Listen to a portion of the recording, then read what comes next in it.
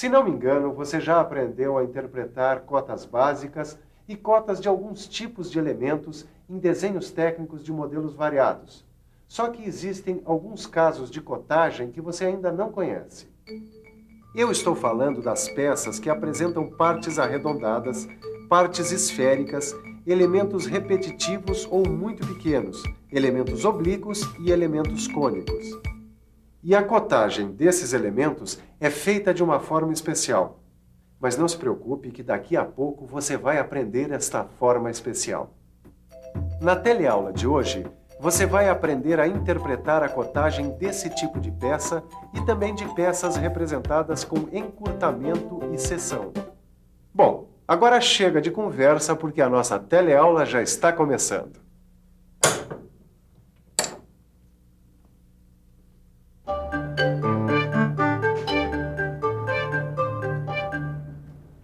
E aí, Tito? Tá pronto pra rever o que a gente aprendeu sobre cotagens especiais? Prontíssimo. Comigo é assim, matéria vista é matéria revista. Aliás, eu tava revendo aqui a cotagem de elementos em arcos de circunferência. Ah, tô lembrando. Geralmente a cotagem de elementos em arcos de circunferência é feita através da medida dos seus raios. É isso mesmo. Mas o Silva me disse outro dia que a maneira de cotar elementos em arcos de circunferência varia conforme as características da peça. Ó, dá uma olhada aqui no livro. Aqui o elemento arredondado em forma de arco de circunferência é cotado pela medida do raio, simbolizado por esta letra R. Nesse caso, como os raios dos arcos de circunferência são muito pequenos, utilizou-se uma linha de chamada com a letra R. Aqui o centro dos arcos de circunferência não foram indicados porque seus raios são muito grandes. Isso também acontece com esses dois raios indicados pela letra R. E olha aí outra forma de cotagem de arcos de circunferência muito grandes. Tá vendo que o centro do arco da circunferência foi indicado na linha de simetria, deslocado de sua posição real? O raio foi representado por uma linha quebrada. A cota 90 dá a medida do raio. E o Silva me falou que em casos como o desta peça, o centro do arco de circunferência, além de deslocado, fica afastado 12 milímetros da linha de simetria. Esses meninos estão cada dia melhores mesmo, hein? Você podia aproveitar, dar uma mãozinha e mostrar os desenhos técnicos sem cotas básicas. Tá bom. É que às vezes as próprias medidas dos elementos dispensam a indicação das cotas básicas. Isso acontece em geral na representação de peças como esta, que tem partes arredondadas nas extremidades. Precisa falar que essas peças devem ser cotadas de acordo com o seu modo de fabricação. E que aí é importante saber as cotas de centro dos raios e da localização das partes arredondadas. Mas para isso, eu preciso mostrar o desenho técnico da peça. Nele não estão indicadas as cotas de comprimento, largura e altura, que ficam determinadas indiretamente pelas cotas de tamanho e de localização dos elementos. E agora veja como é feita a cotagem de elementos esféricos. Sabe, a cotagem de elementos esféricos como esse é feita com base na medida de seus diâmetros ou de seus raios. Agora dá uma olhada neste desenho. Repare no símbolo indicativo de diâmetro e na abreviatura da palavra esfera. Eles aparecem antes da cota e sobre a linha de chamada. Mas os elementos esféricos também podem ser cotados pela medida de seus raios. Nesta peça, as cotas 18 e 115 indicam os raios dos elementos esféricos. Agora eu tô lembrando, Tito. Oi. A indicação de que se trata de elementos esféricos é dada pela letra R e pela abreviatura ESF ao lado da cota. Certo. Ou pelo símbolo de diâmetro e a abreviatura ESF ao lado da cota. Ótimo. Então que tal a gente continuar os nossos estudos pela cotagem de espaços reduzidos? Por mim, tudo bem.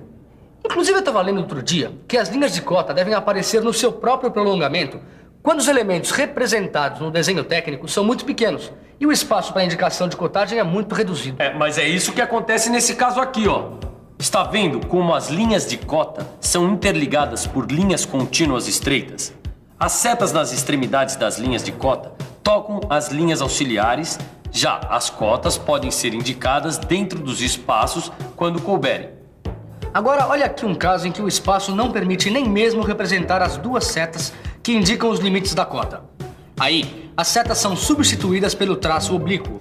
Repare que no desenho da esquerda, a cota 3 refere-se à localização do canal e a cota 2 ao comprimento do canal. Mas no desenho da direita, a cota 2 refere-se à profundidade da parte mais estreita do rasgo. E a cota 3, à profundidade da parte mais larga do rasgo. Pelo que eu tô vendo, o Silva tem razão, viu? Esses meninos vão longe mesmo. Disso eu não tenho dúvida. Aliás, você podia aproveitar o empenho deles e falar da cotagem em pequenos diâmetros. Quando o diâmetro for muito pequeno, as cotas devem ser indicadas fora da parte circular, para maior clareza do desenho. Fica assim. No furo de diâmetro 6, as setas são indicadas limitando as linhas auxiliares por fora. E a cota é inscrita no espaço entre as linhas auxiliares. No furo de diâmetro 4, a cota vem acompanhada do símbolo de diâmetro porque está sobre uma linha de chamada. Nesse caso, o símbolo de diâmetro é sempre necessário. Agora comigo, deixa que eu ajudo o pessoal nos estudos e mostro como é feita a cotagem de elementos espaçados igualmente. Elementos espaçados igualmente são aqueles que ficam distribuídos na peça a uma mesma distância uns dos outros. Dá só uma olhada. Veja que tanto na régua quanto no disco, a distância centro a centro entre dois furos consecutivos é sempre igual. Na régua, onde a cotagem é feita por cotas lineares, essa distância é de 30 milímetros. No caso do disco, a cotagem é angular e a distância entre os centros dos furos é de 60 graus. No seu livro de estudos você vai ver que a cotagem de elementos espaçados igualmente pode ser feita de maneira simplificada. Então já está na hora de mostrar a cotagem de peças com encurtamento e seção. Mas para isso é bom dar uma espiada na bancada de quem é craque em encurtamento e seção. Não é que eu seja assim tão bom, mas modéstia à parte, de encurtamento e seção eu entendo. Quer ver como devem ser cotadas as peças que são representadas com encurtamento? Então olha aqui. Embora uma parte da peça tenha sido suprimida do desenho, a cotagem é indicada como se a peça estivesse inteira. Assim vemos que a peça tem 350 milímetros de comprimento. A parte prismática tem 300 milímetros de comprimento. As partes cilíndricas têm 25 milímetros de comprimento. O diâmetro da parte cilíndrica é de 30 milímetros. E a parte prismática tem a forma quadrangular, com 34 milímetros de lado. Mas como às vezes a parte encurtada apresenta elementos repetitivos, a cotagem tem que ser feita desta maneira. Repare que os furos localizados na parte encurtada não foram representados, mas a quantidade de furos da peça vem indicada sobre a linha de chamada que toca o contorno do furo. Quer ver? Essa anotação indica que a peça tem 20 furos com 6 milímetros de diâmetro. Consequentemente, a peça tem 19 espaçamentos entre os furos. É o que nos informa esta cota, onde 19 representa o número de espaçamentos entre os furos. 18 milímetros representa a distância do centro de um furo ao centro de outro furo consecutivo. E 342 milímetros representa a distância total do centro do primeiro furo ao centro do último furo.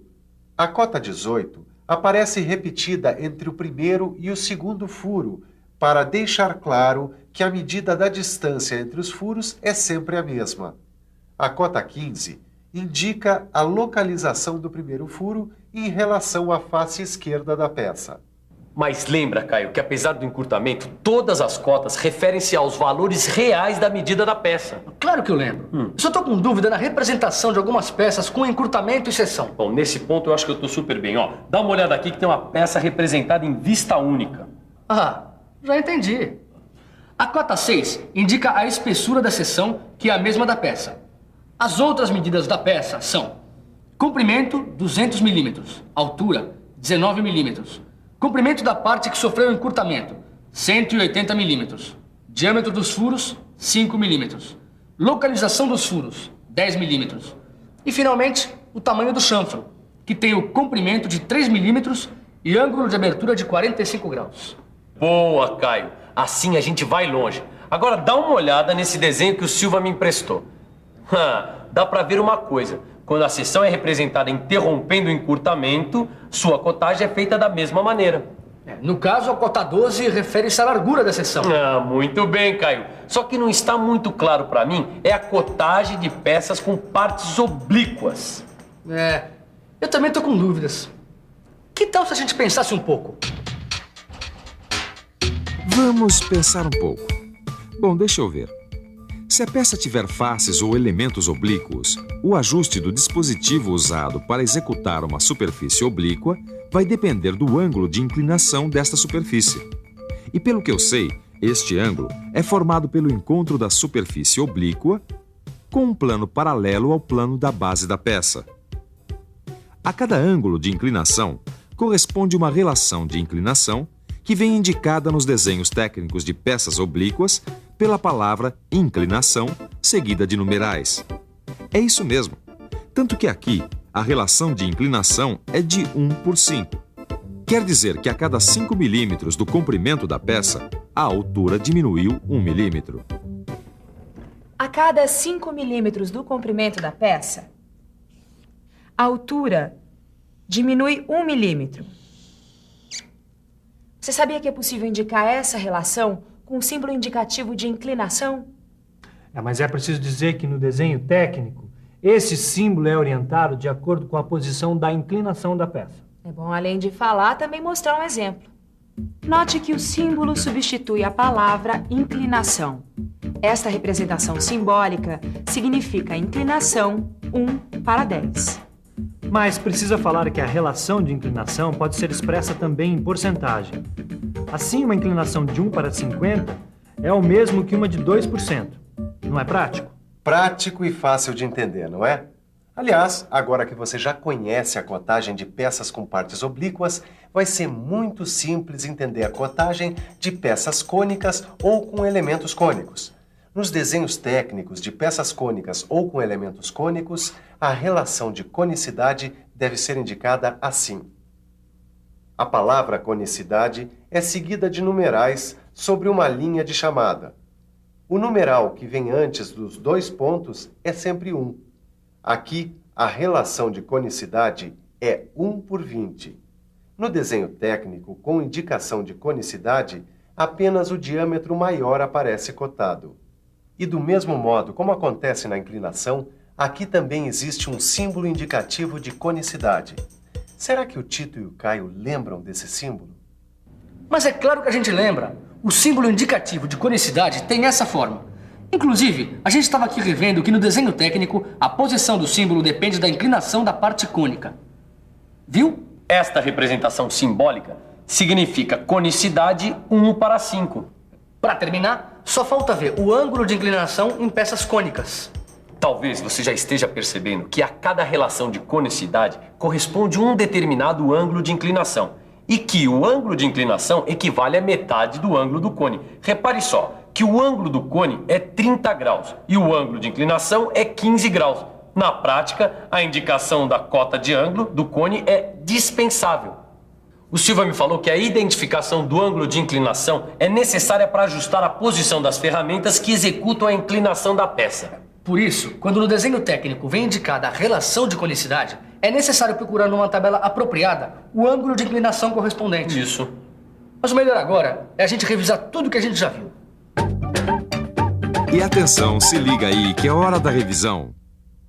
Na teleaula de hoje, você viu as cotagens especiais de peças que apresentam partes arredondadas, partes esféricas, elementos repetitivos ou muito pequenos, elementos oblíquos e elementos cônicos. E aprendeu também como é feita a cotagem de peças representadas com encurtamento e seção. Muito bem, agora é com você e tá na hora de fazer como diz o Tito. Matéria vista é matéria revista. E até a vista.